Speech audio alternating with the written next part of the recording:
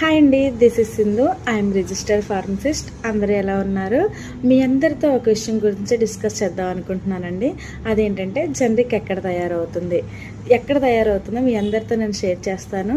అది ఎక్కడ తయారవుతుందంటే అన్ని మెడిసిన్స్, ఫార్మా మెడిసిన్స్ కానీ జనరిక్ మెడిసిన్స్ కానీ కంపెనీస్లలోనే తయారవుతాయి. కానీ జనరిక్గా ఎలా కన్సిడర్ అవుతుందంటే ఒక మెడిసిన్ ఒక కంపెనీ తయారు చేసింది, ఒక ఫార్ములా ఎంచుకొని ఆ కంపెనీ ఆ మెడిసిన్ తయారు చేస్తే అది ఒక 20 సంవత్సరాల దాకా ఏ కంపెనీ అయితే మొట్టమొదటిగా దాన్ని తయారు చేసిందో ఆ కంపెనీ మాత్రమే తయారు చేయాలి.